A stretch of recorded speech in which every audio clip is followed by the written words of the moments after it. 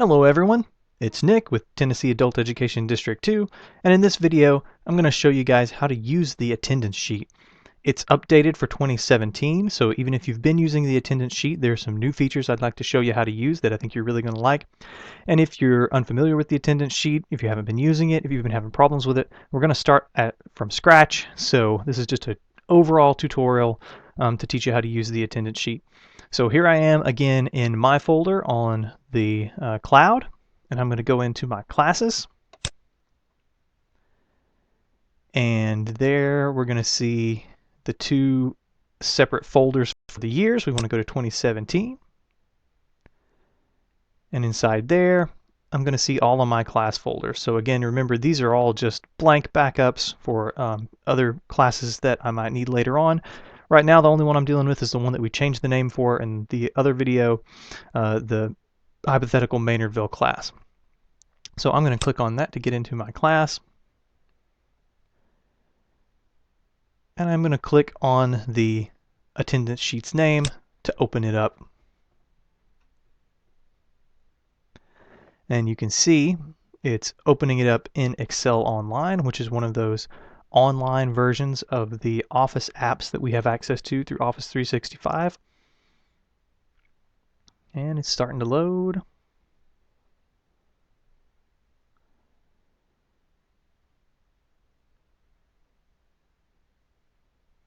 And there we go. So here's your attendance sheet. How do you get around? Well, you've got a scroll bar here on the bottom that you can use to scroll horizontally. And you've got a scroll bar over here on the right that you can use to scroll vertically. The sheet's split up into several different sections. Up here at the top, you've got the basic class information here. The part that you need to fill out is highlighted in gray here, the details. Over here on the left-hand side, going vertically on the sheet, is the basic student information. So you're going to put in your students' last names, first names, their case ID, their starting level, and their starting hours for January. Here in the middle part, these white and green columns are days.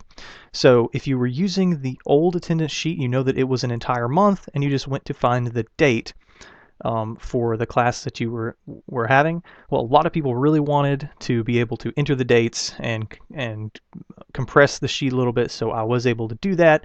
You'll be happy to hear with this new version. So here where you've got A, B, C, D, E, and so on, that's where you're going to put in the dates for your classes. You shouldn't have any blank columns between columns of information unless you canceled a class and you just want to show that on the sheet.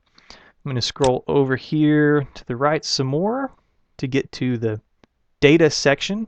Most of this is automatic. As you fill out the sheet, we'll look at how it calculates up the students' hours this month, the students' total hours, their quiz average, their number of quizzes taken. And now over here, the yellow sections, these are not automatic. You've got the ending level, so you'll put there where the students ended up at the end of the month, and any notes on things if you have students who took the HSE and obtained it, any students who had a particular unexplained bout of absence or something, you can put in notes over here now. And you and your parapros and your lead instructors can all use this sheet to share information about a student if something happens. If you kind of hand them off to the parapro to schedule the test, you can find out when it is and everything, because the parapro can go in and add the notes here for the student. Now the notes need to be kind of concise because, as you can see, there's not a whole lot of space. You've got enough for maybe like 2 or 3 sentences, but yeah, you need to keep it kind of concise there. And then over here on the far right, just in case you forget, I've got some basic instructions. It's not going to be as thorough as our video today, but if you get lost, you forget what's going on, there you go. The last thing you need to know about is, you can probably see down here on the bottom, we've got separate sheets for every month going through the end of the contract year. And then we've got a student tracking sheet. This may become obsolete. This is from the older attendance sheet for them, but we may not need this so much anymore now that we've got the notes sheet. I'm going to leave it in there. Theoretically, you should go ahead and if anyone passes the HSE to leave your class or transfers out or just drops or whatever, that's what this was for originally, was for keeping track of that stuff. But I think we're going to be doing that probably in the notes from now on, but I'm leaving it in there for now to see how the coordinators want to use it and go by what they say and what your lead instructors tell you to do as far as this student tracking sheet. It may be good just to have it in there, as an extra place to put information. And lastly, way over here on the right, you've got a sheet that you can't interact with, but that pulls information from all of your other sheets. There you go. To create a little graph of your average attendance by month and give you some statistics on your average attendance per class, your average hours per month, and so on for the year. So this is just kind of a nifty little page here to give you some stats on what's going on in your class.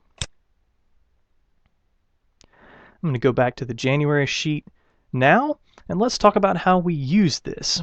So right now, when you first open up the attendance sheet, you won't be able to edit anything. You can't double click into the boxes to change data, which is good. That's done like that on purpose. Reason being to keep you from accidentally messing stuff up when you want to just look at it. It's good for parapros who need to get in and pull information off of these sheets, and they may accidentally click on something, and this way it's protected so that they don't accidentally delete important information. If you actually need to edit the information, you're going to need to go up here to this link right here where it says Edit Workbook. You're going to click on that, and it's going to give you two options. Now, if you don't see Edit Workbook up here, or you can't click on the button, that means you don't have permission to edit this particular sheet. If that's a sheet that you need to edit, like it's yours, let me know, and I'll give you permissions to edit it. Otherwise, you can go and look at other teachers' sheets. You can look at many things on the OneDrive that you are not allowed to edit. But if you are not able to edit and you need to, obviously let me know. So it's going to give you two options. Edit in Excel. What this is going to do is pull the sheet up in Excel on your computer.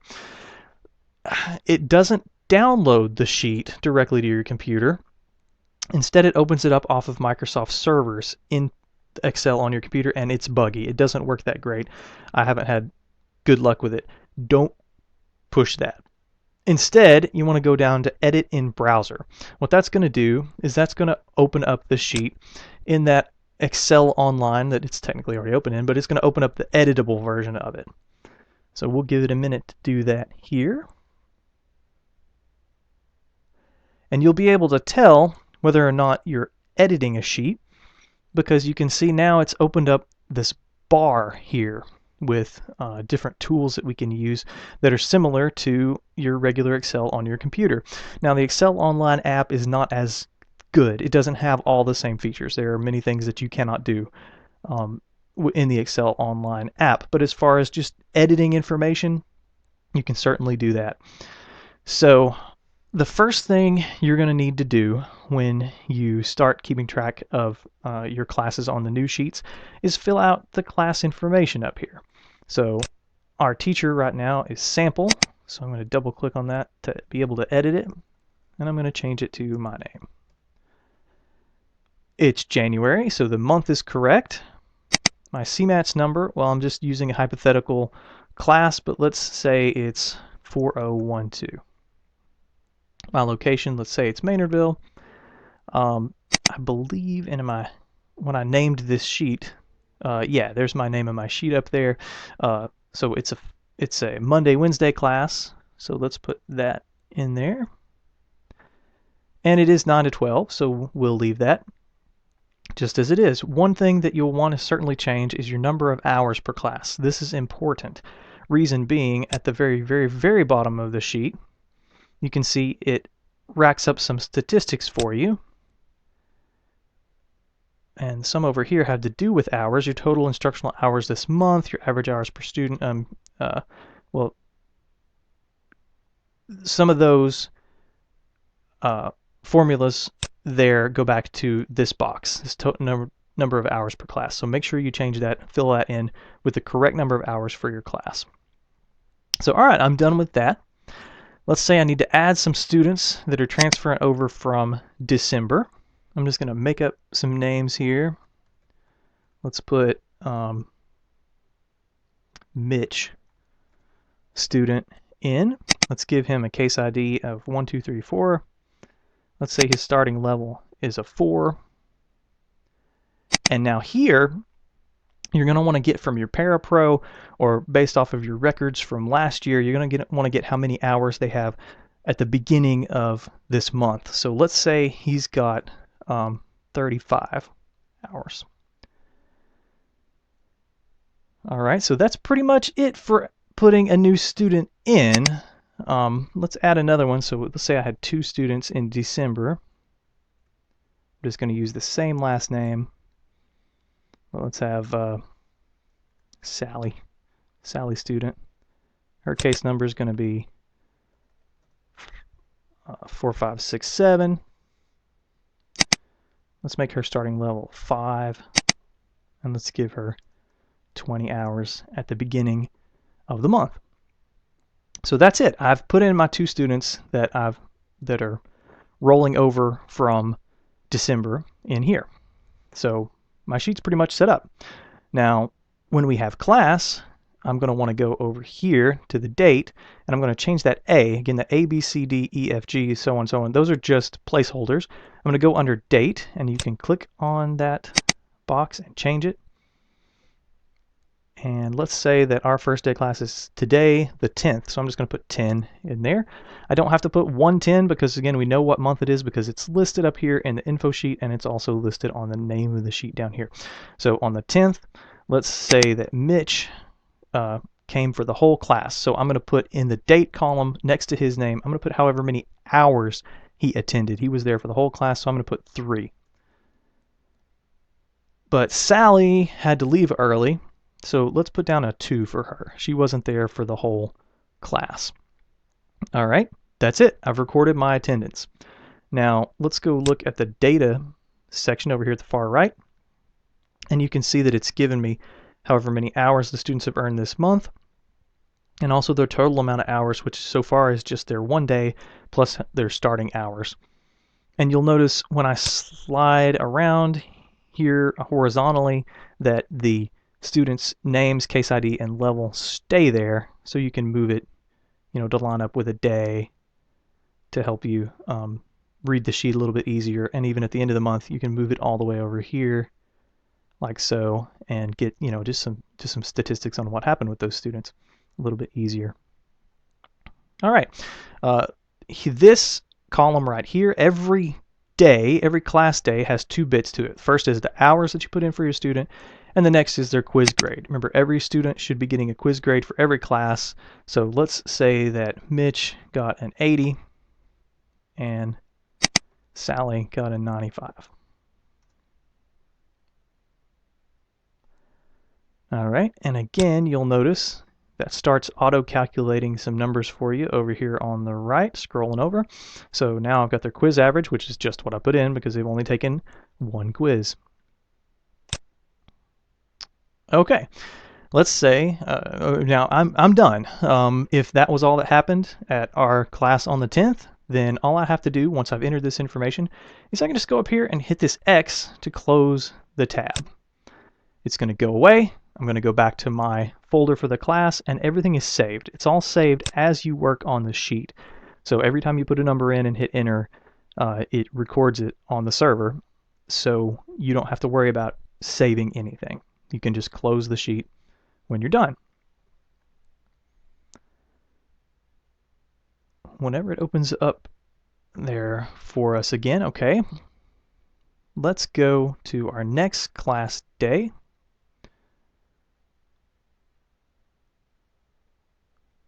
Whenever we get loaded. And there we go. I'm going to go to Edit Workbook. Remember, edit in browser. Because when it first opens up, it's all locked down.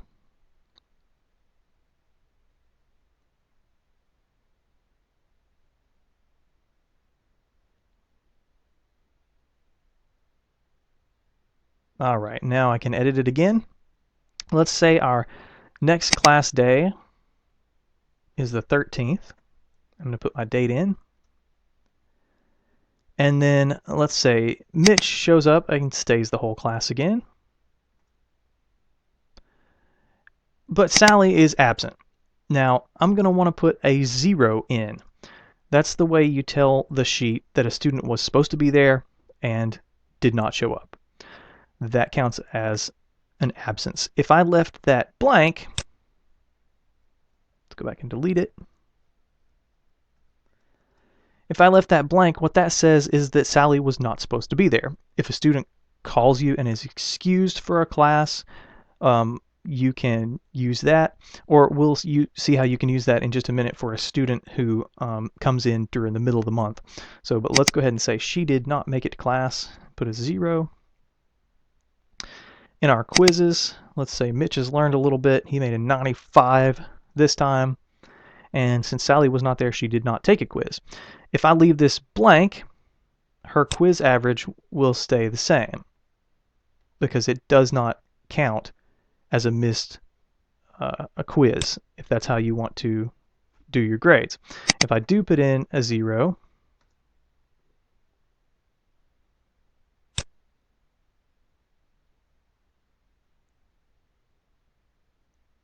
there we go. It counts towards her average and her total number of quizzes taken. We don't want to do that. We won't hold her accountable for the quiz. We'll delete it. And there we go. Now, as to students coming in the middle of the month, let's say we've got one more student.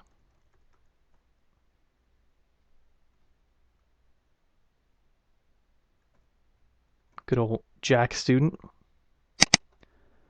And let's say Jack, let's give him 7891 for his case ID, and let's say he comes in at level 4, and he comes in with 12 orientation hours. Okay, well, let's say Jack's first day of class was actually our 3rd day this month, which is going to be, let's say, let's just say the 15th. That doesn't make sense because our days are supposed to be Monday and Wednesday, but that's okay. So let's say our next class is on the 15th. Mitch shows up, stays the whole class. Sally shows up, stays the whole class.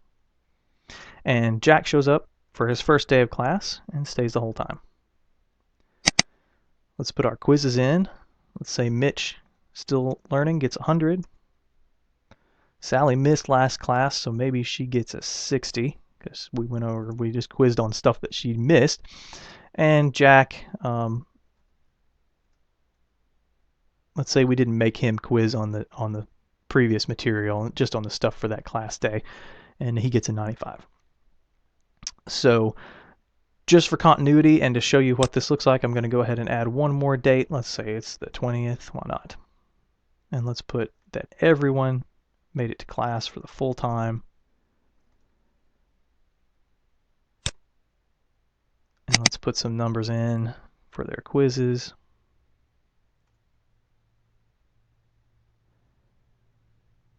Sally's getting caught up.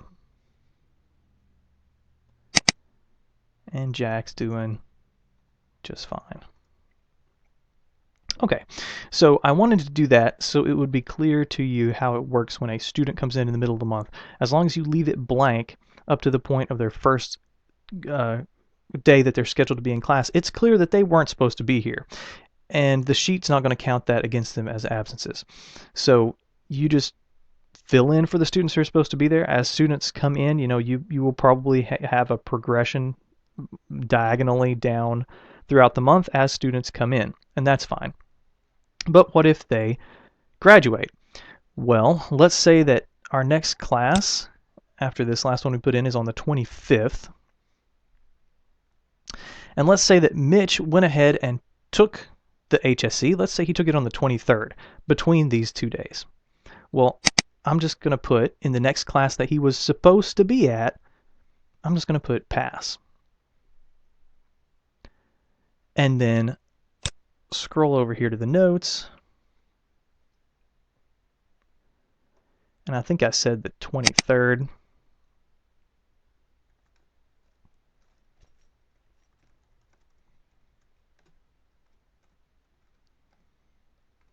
There we go. So I'm going to put the details in there. Okay, I'm going to scroll back over so you guys can see again what that looks like.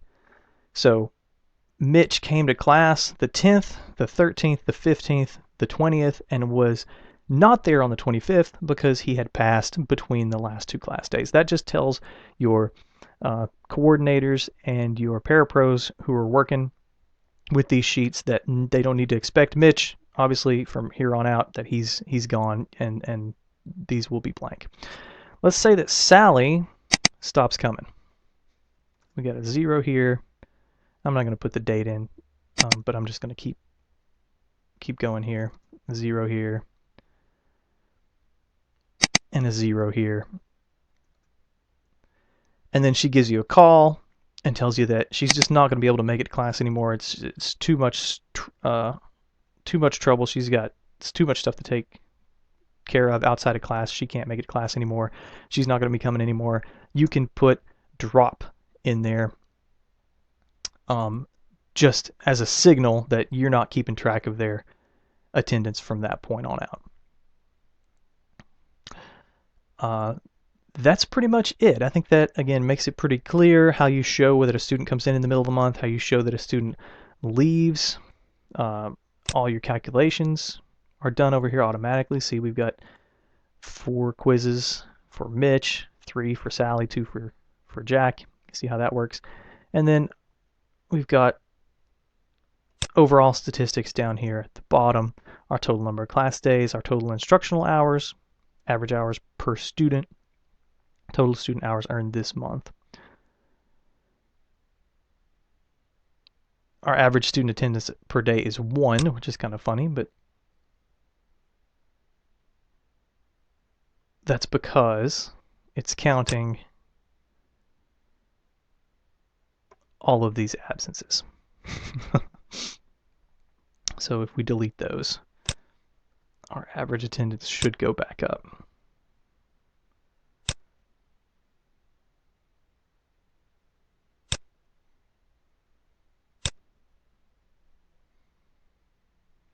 Let's see what it is now. There we go. Average student attendance 2. So one other thing that you may notice is down here on the bottom, it tells you how many people were in your class every day that you had. If you leave everything blank in a column, it assumes you had no class. The only other thing to show you guys is let's transfer over to February. Well, first let's look at Mitch here. So his case ID is 1234. Let's transfer over to February.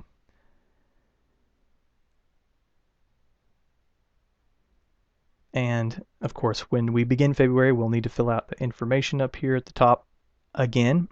And let's put Mitch in for February. I know he already passed, right? But that's okay.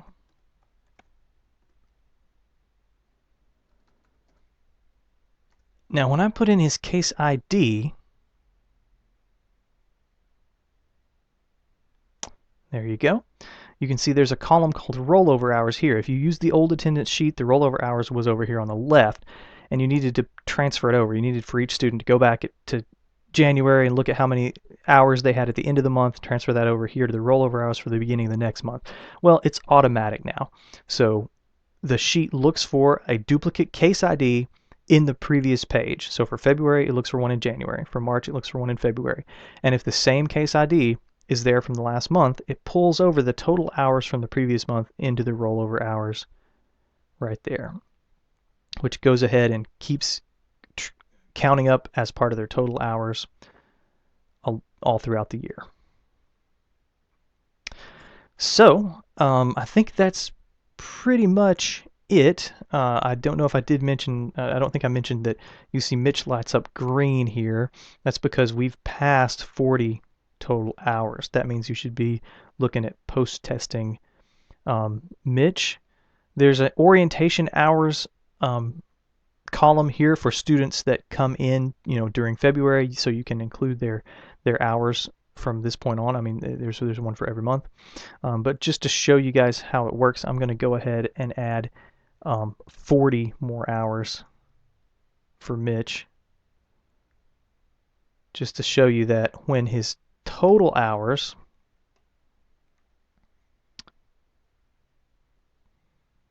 goes up, oh, whoops, I pushed him up too far. Let's just add 20 orientation hours. There we go. So when their total hours go over 40, they'll light up green. When their total hours go over 80, they'll light up yellow. And when their total hours go over 120, they'll light up red. And that's just to prompt you to see that these students are racking up lots of hours. You'll probably see that anyway because they'll be in your class all the time, but it's a neat thing that the sheet will do for you to show you that those people need to be post-tested and level gained. I think that's about it. If you have any questions about how to use this sheet, if you're having any problems with it after this video, don't hesitate to get in touch and I'll help you all I can. You can also contact your lead instructors who can help you out as well. Thank you very much. See ya.